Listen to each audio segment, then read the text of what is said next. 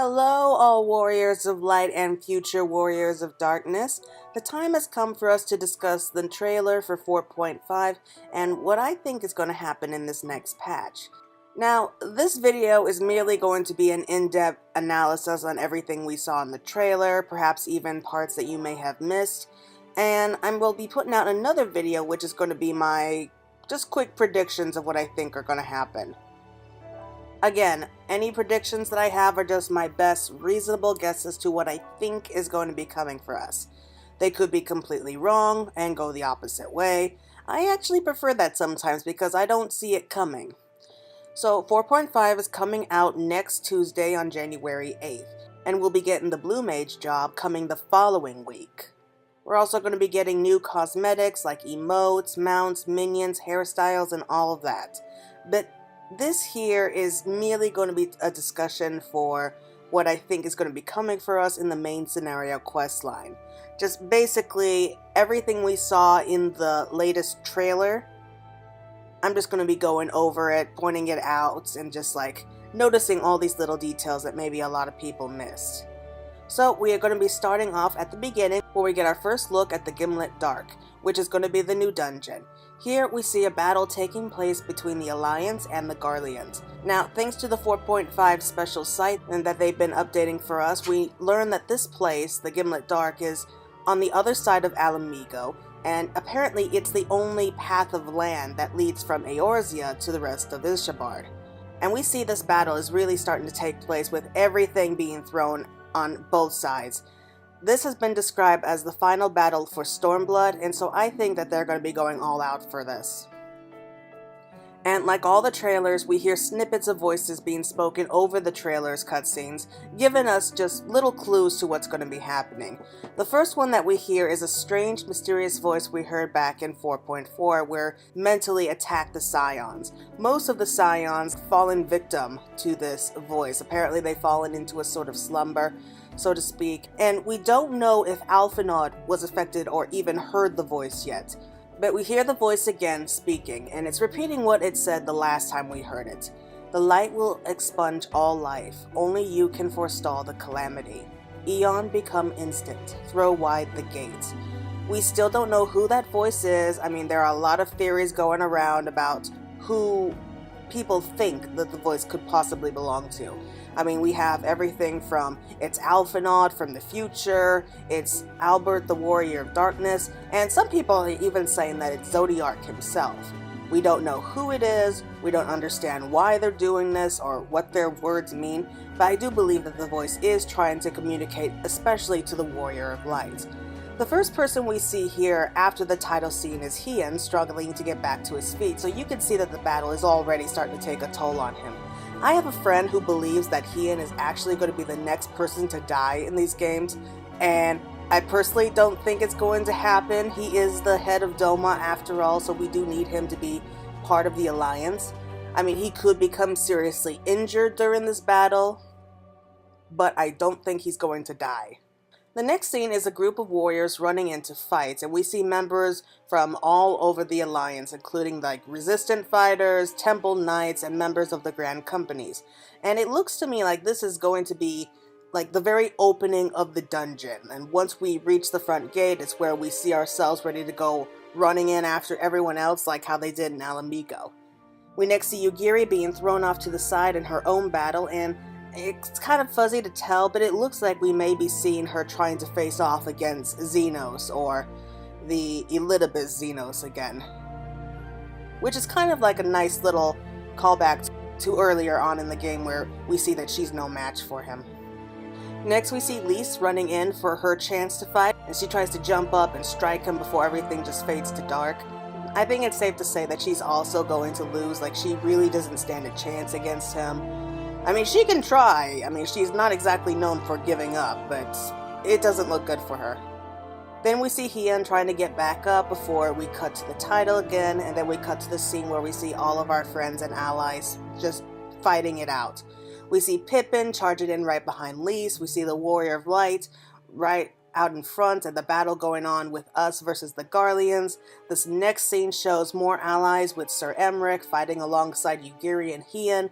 And that's when we hear another voice speaking out, and I think it's a soldier saying this. Lord Hien and Commander Hex have taken their troops to provide support, but I do not know how long they can hold out. So from that alone, we know that these two are going to be leading the charge, but they are vastly outnumbered and they can't hold out for much longer. And that's probably like when us as the Warrior of Light decide to go charging in after them, wanting to lend aid.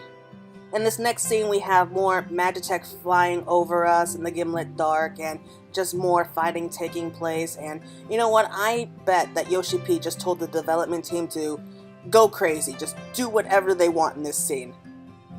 That's at least what I think is what's happening here. Another scene here is of the Warrior of Light running through the dungeon while we have guys parachuting in to fight against us. We see all manner of Magitech. We have seen, like, throughout the entire game just being thrown at us. That's going to be fun. The next scene is where we actually have the Emperor Varus himself standing there with a man in white behind him, probably like one of his alchemists or scientists giving him a report. I mean, these two don't say anything, so you can't really get anything more than that from this scene. But then it goes straight into another scene where we have a group of blue mages going about their way of fighting and learning techniques, and from what I could tell, it looks like they're somewhere in the Stone Vigil and they're fighting dragons, just learning more abilities. Next up, we have our first look at Eureka, where we are finally at the entrance to the headquarters of the students of Baldessian. And to be honest, it looks like something you would see in kind of like a post-apocalyptic world with how, like, dead everything looks. That's when we hear a voice in the background stammering, "This doesn't make sense. How is this even possible?" This all sounds like it's Kryl speaking.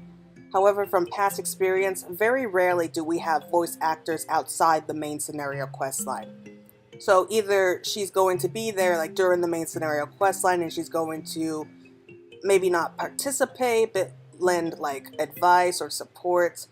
But if it's not her, I mean, who else could it possibly be? It's possible that it was Lise or something like that, because I mean, it does sound a little bit like her. Not really, I know. I mean, my hearing can be pretty bad at times, but anyway, this is the finale for Eureka. We are finally going to be breaking into this castle-like place. We're finally going to be getting some answers to what's going on here before we cut to this scene where we're running through a large corridor.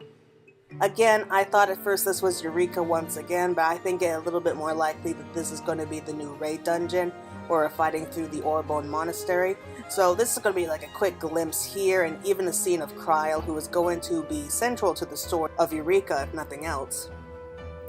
The next few scenes are pretty broken up, like we have another scene of blue mages fighting and learning abilities, such as we have them in Amdapor Keep, fighting against this guy before using some sort of spell that is musical based, so I'm guessing that maybe we learned this ability from the siren from the Pharaoh's Lighthouse, and then we have like this weight falling out of nowhere and actually causing our foes to become like dazed and confused after being hit with the spell.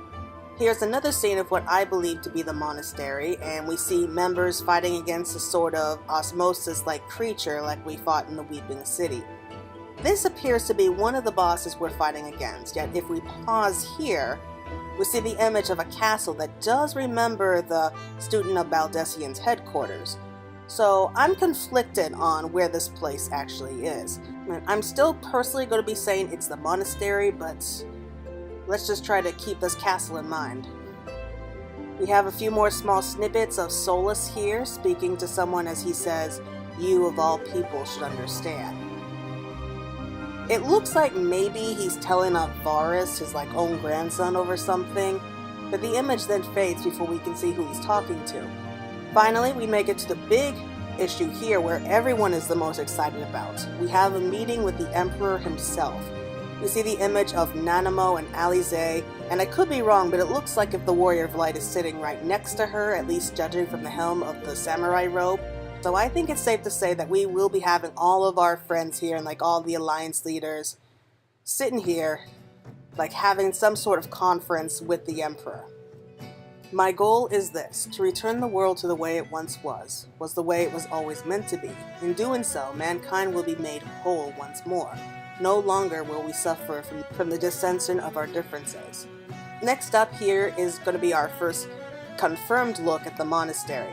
The next few scenes that follow are also part of the storyline, and it looks really cool. We have like this part where it looks like Alma is being pulled into like this giant bubble of ether, and with the aura sight like floating above her head. I honestly don't have any ideas to what's going on here though. We do have a look at one of our bosses in the form of a giant sniper robot. The mechanics for this fight are completely lost on me, but we see around halfway through this fight the robot appears from a distance and is about to be ready to fire at us. But the biggest thing we have here is the form of the Bungai from before, leading the Warrior of Light to a familiar pair of legs. We have been told that the Viera exist here in Hydaelyn, and it has all been confirmed for us that they are going to be the next playable race, but here is going to be like our first real look at it. And then we cut to this big part here during the dungeon run where we come across our fight with Xenos, or at least the Asian puppet Xenos. And I can't help but be reminded of the battle we saw in the Shadowbringers trailer where the two of them are facing off. And that's where we have the mysterious voice speaking once again. The voice says, "Win or lose, the path you walk leads only to oblivion." So according to the voice, it really doesn't matter what we do because in the end it won't mean anything. I really don't like that. But I do believe that having a Xenos battle is probably the best way to end the storyline for Stormblood.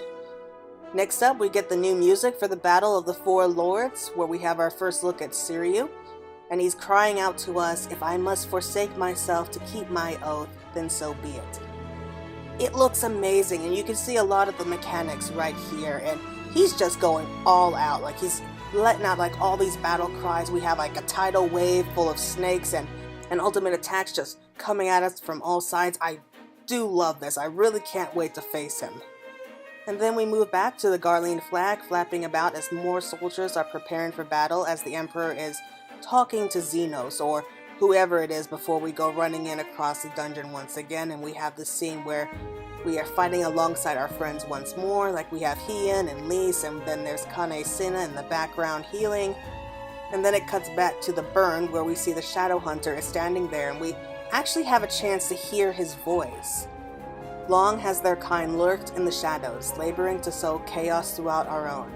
I will see each and every one dragged into the light and put to the sword." It is still not yet confirmed for us just who this guy is, but I'm just going to say it right now, it's Gaius. But what he does say here just pretty much confirms it, at least for me, that it's Gaius. We have another small cutscene where we actually have the Elysian Resistance fighter, and if you recall though, this is the same one who appears to be like the soul of the real Xenos after he escaped from Alamigo and goes flying off. We haven't seen or heard from him like ever since he left, but it looks like he may be deciding to come into this battle, maybe hoping for another round with the Warrior of Light. We next have Hien standing there with Yugiri and some other shinobi as they're preparing for a fight, probably with the Asian Xenos. We next see the Warrior of Light fighting in the dungeon alongside friends as a wave of Garleans attack. Next we have a pair of soldiers, probably around the lines of bosses from the Gimlet Dark.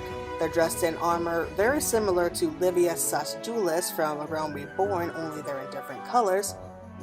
Next we have Alize, who's being restrained by Hien somewhere on the burn, with her trying to get free as she's yelling at him, "What are you? Let me go, he has my brother."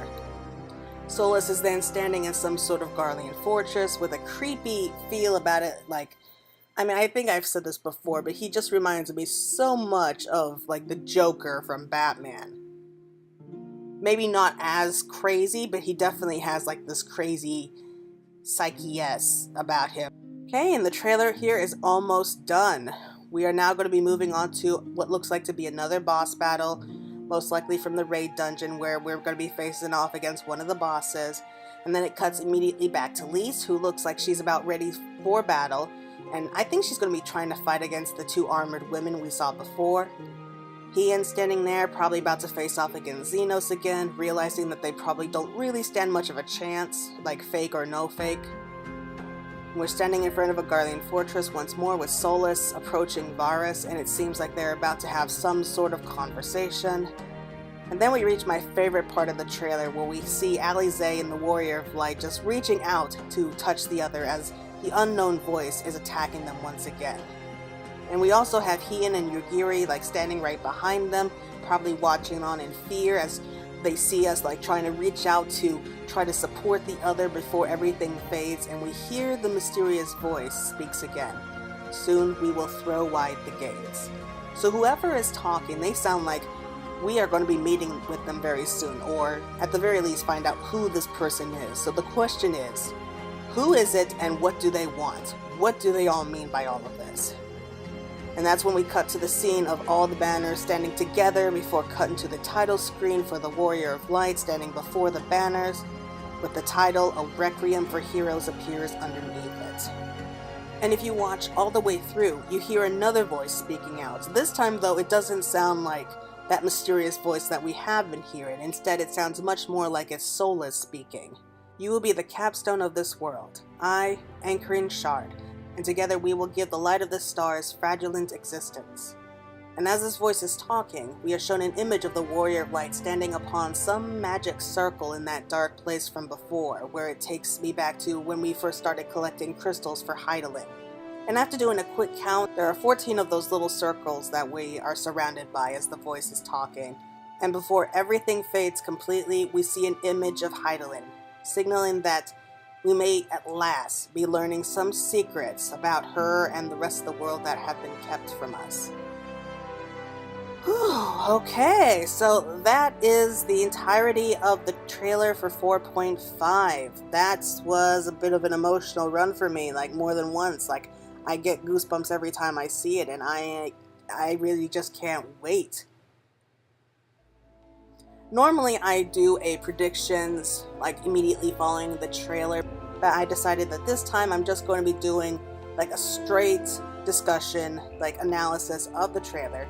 The next video I come out with though should be my personal predictions for what I think is going to be coming for 4.5, so I hope you're going to be looking forward to it. Yeah, I guess that's going to be it for now, so I hope you all are looking forward to 4.5. I'm going to be seeing you all there, hopefully. So until then, bye!